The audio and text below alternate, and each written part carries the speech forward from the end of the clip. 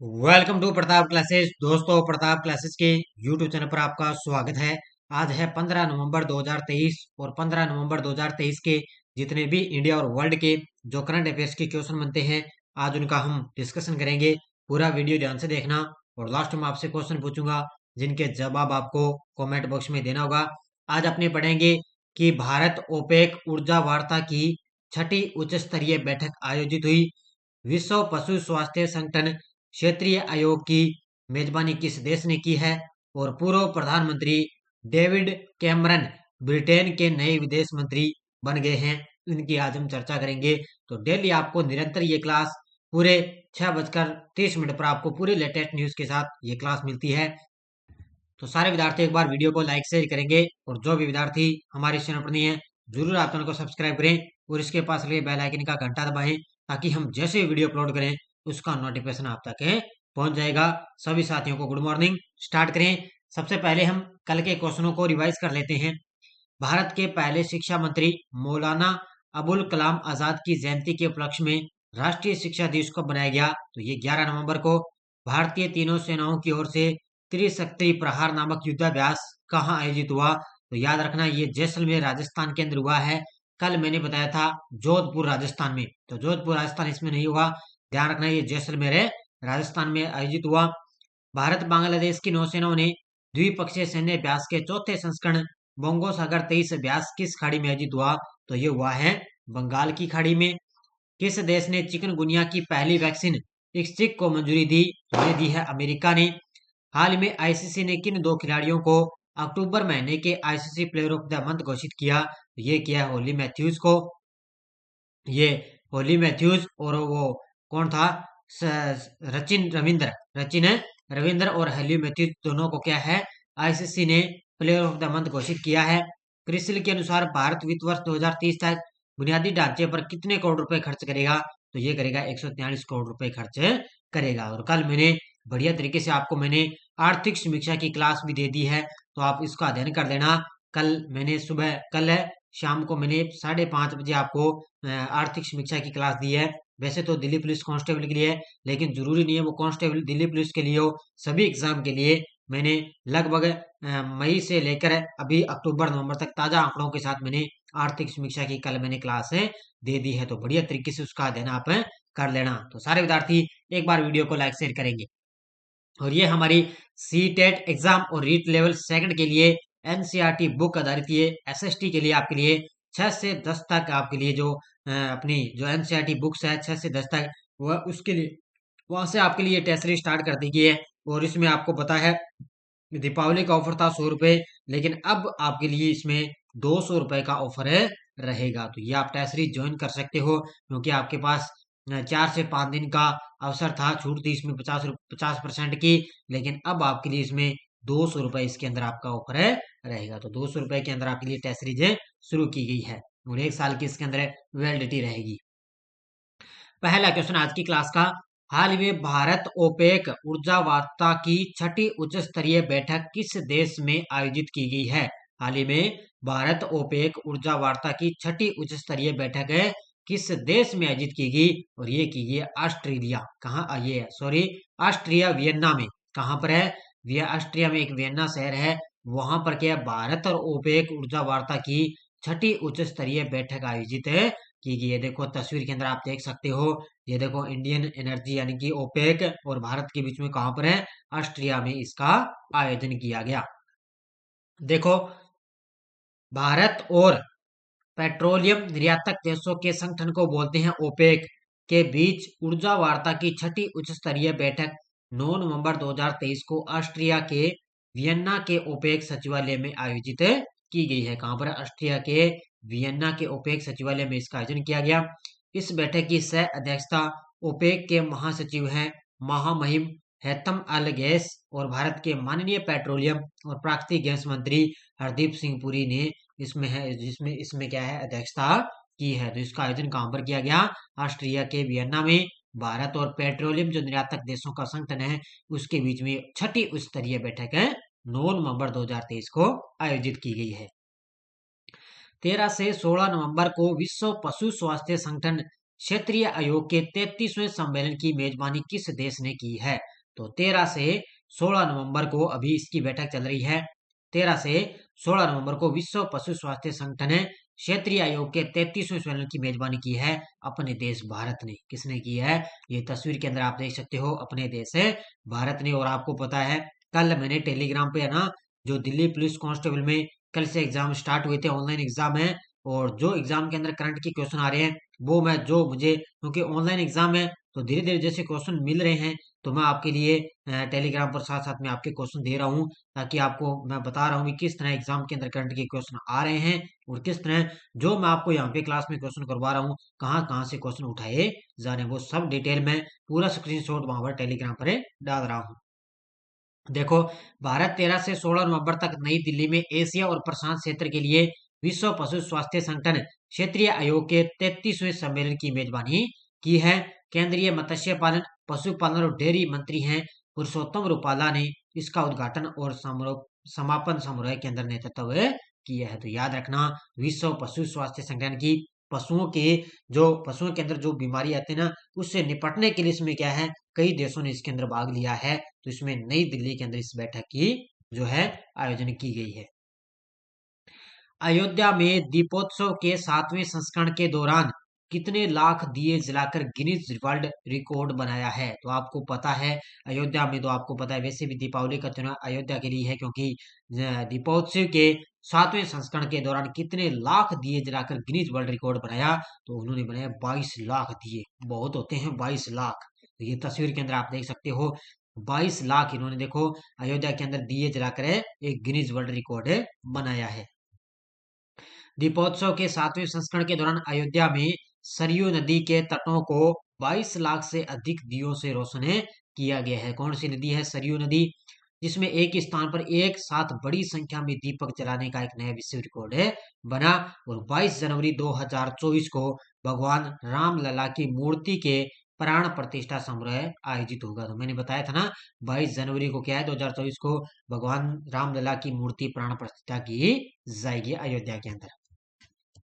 अगला क्वेश्चन, हाल ही में किस देश के पूर्व प्रधानमंत्री डेविड कैमरन को ब्रिटेन के नए विदेश मंत्री के रूप में नियुक्त किया गया है? तो ये तस्वीर के अंदर आप देख सकते हो, ये ब्रिटेन के प्रधानमंत्री हैं ऋषि सुनक, और ये हैं ब्रिटेन के पूर्व प्रधानमंत्री डेविड कैमरन हैं, और उनको ब्रिटेन का नया विदेश मंत्री नियुक्त कर दिया। किस देश के हैं? ब्रिटेन के पूर्व प्रधानमंत्री। ये ब्रिटेन के पहले पूर्व प्रधानमंत्री थे, अब ये ब्रिटेन के नए विदेश मंत्री बन चुके हैं। देखो, ब्रिटेन के प्रधानमंत्री ऋषि सुनक ने एक अभूतपूर्व कदम के तहत देश के पूर्व प्रधानमंत्री डेविड कैमरन को नया विदेश मंत्री नियुक्त किए जाने का ऐलान किया है। जेम्स क्लेवरली की जगह पूर्व प्रधानमंत्री डेविड कैमरन अब नए विदेश मंत्री बन गए। किसकी जगह? जेम्स क्लेवरली की जगह बने हैं डेविड कैमरन। और ये कैमरन है, ये 2010 से 2016 तक ब्रिटेन के प्रधानमंत्री रहे थे। ये पॉइंट आपको याद रखना है। इसी के साथ प्रधानमंत्री ऋषि सुनक ने अपने मंत्रियों की शीर्ष टीम में भी फेरबदल किया है मंत्रियों में, जिसके तहत सुनक ने 16 वेबरमैन को गृह मंत्री के पद से बर्खास्त कर दिया और उनकी जगह जेम्स क्लेवरली को नियुक्त किया है। जो पहले विदेश मंत्री थे ना, जेम्स क्लेवरली, उनको क्या है, अब गृह मंत्री उनको नियुक्त किया जा चुका है। विदेश मंत्री ब्रिटेन के कौन बन गए? डेविड कैमरन बन चुके हैं। हाल ही में किस राज्य में पहला रेल कोच रेस्टोरेंट खोला गया है? हाल ही में किस राज्य के अंदर पहला रेल कोच रेस्टोरेंट खोला गया?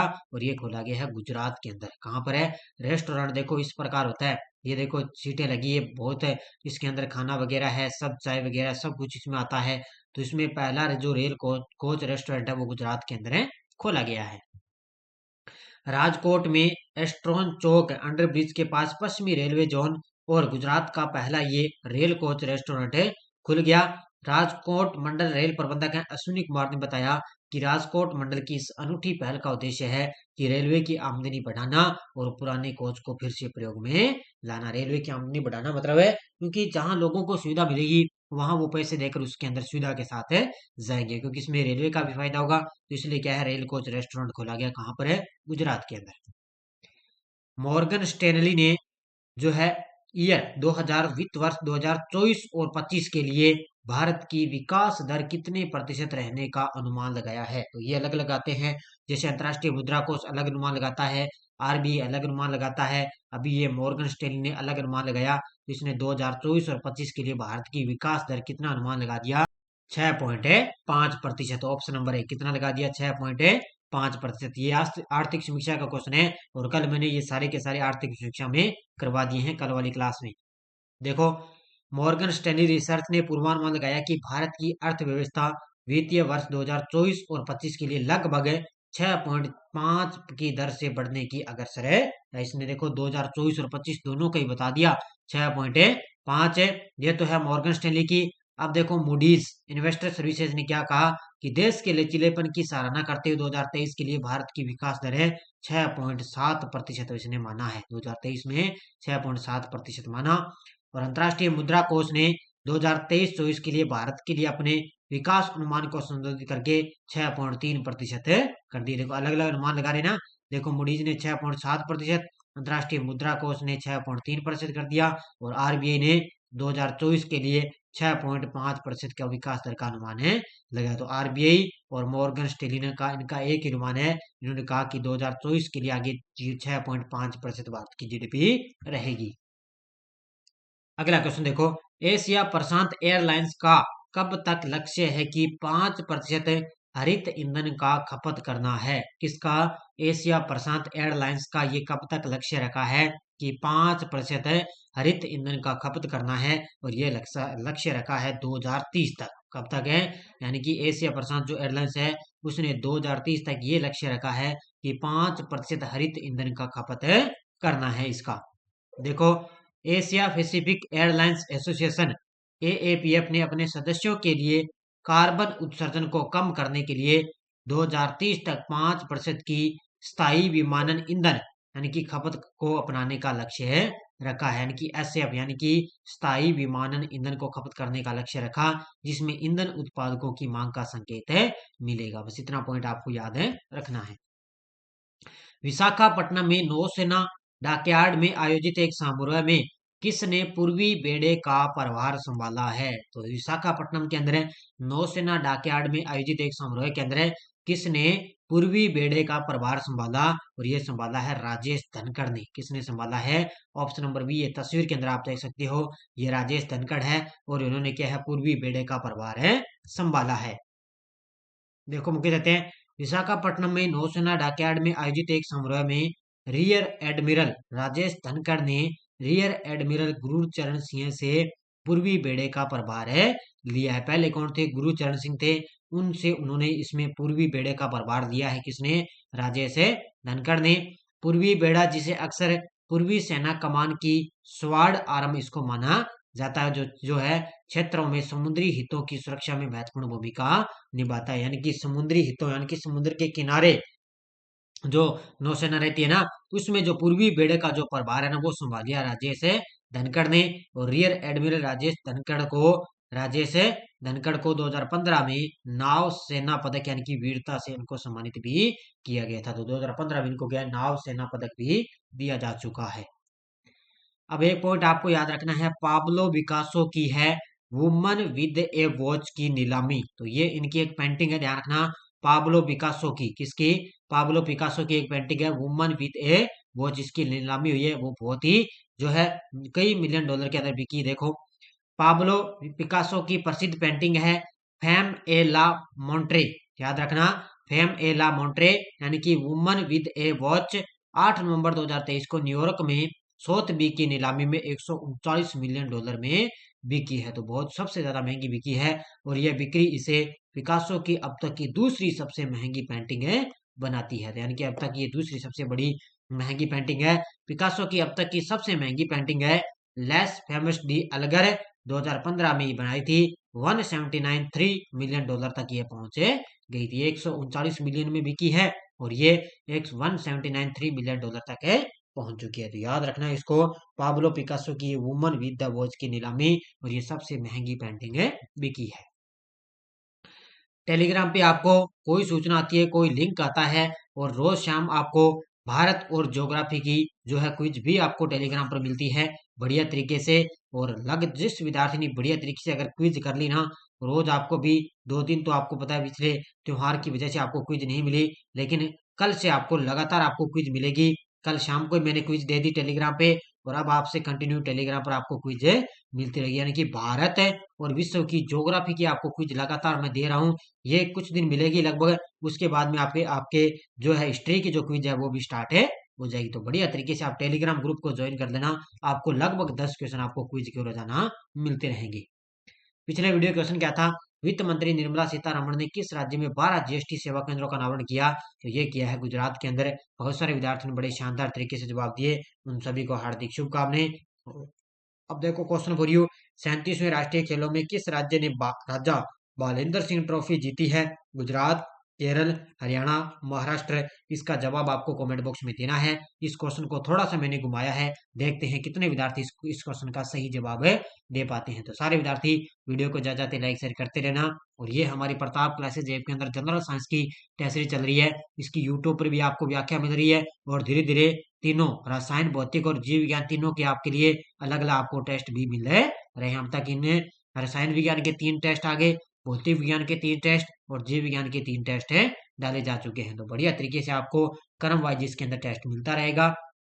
बाकी बढ़िया तरीके से आपको निरंतर क्लास मिलती है, और अब आपको लगातार जो है खेल प्रदर्शन या पुरस्कार अब आपको धीरे धीरे करंट में मेरी क्लास आपको मिलती रहेगी। तो धन्यवाद, जय हिंद, जय भारत।